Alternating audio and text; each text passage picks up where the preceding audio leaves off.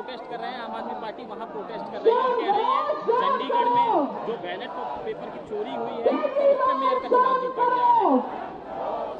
देखिए, जल बोर्ड में सैकड़ों करोड़ रुपए का घोटाला हुआ है और जब ये घोटाला हुआ उस समय श्री अरविंद केजरीवाल जल बोर्ड के चेयरमैन थे।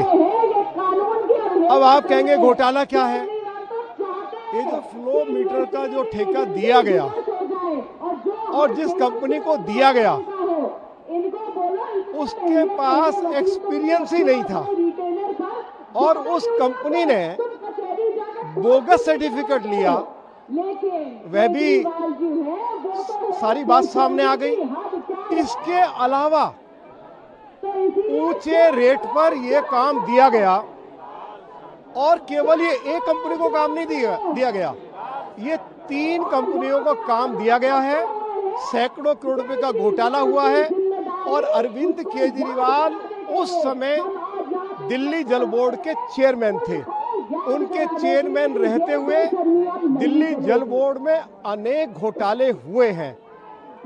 इससे पहले जब वो चेयरमैन थे तो दिल्ली में जो पानी के बिल आते हैं, चाहे कोई कैश जमा करना चाहता हो चाहे बाई चेक जमा करना चाहता हो, तो एक कंपनी को बाई चेक और बाई कैश पैसा इकट्ठा करने का ठेका दिया गया। वो पैसा जिस दिन उस कंपनी के पास आया तो जल बोर्ड में जमा होना चाहिए था, जल बोर्ड में जमा नहीं हुआ और उन कंपनियों ने अपने फर्जी खातों में उस पैसे को जमा करा दिया। सैकड़ों करोड़ रुपए का घोटाला हुआ। सीवेज ट्रीटमेंट प्लांट्स को और बेहतर करने के लिए लगभग 1300 करोड़ रुपए का काम था, उसको बढ़ाकर 2000 करोड़ रुपया कर दिया। सीधा 700 करोड़ रुपया ठेकेदारों को लाभ पहुंचा दिया। तो ये जो अरविंद केजरीवाल के चेयरमैन रहते हुए दिल्ली जल बोर्ड में सैकड़ों करोड़ रुपए के घोटाले हुए हैं, उसकी जांच की जा रही है। अरविंद केजरीवाल को समन किया जाए और सीबीआई उनसे पूछताछ करे कि उनके चेयरमैन रहते हुए ये घोटाले हुए हैं।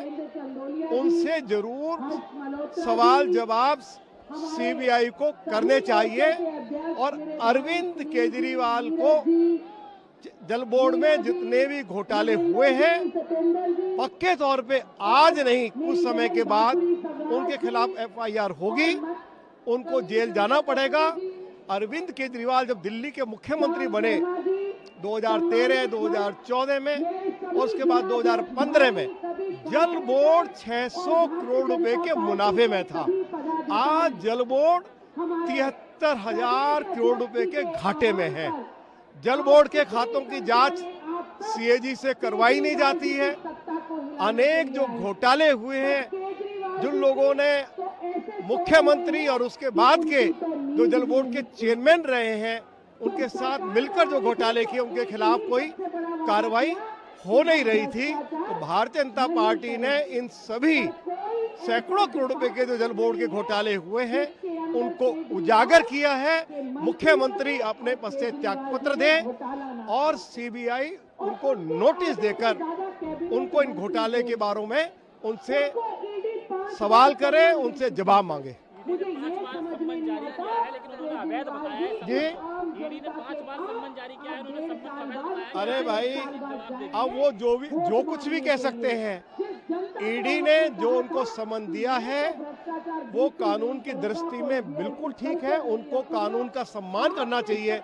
उनको ईडी के सामने पेश होकर ईडी के सवालों का जवाब देना चाहिए और दिल्ली की जनता भी उन जो वो सवालों का जवाब देंगे वो जवाब सुनना चाहती है।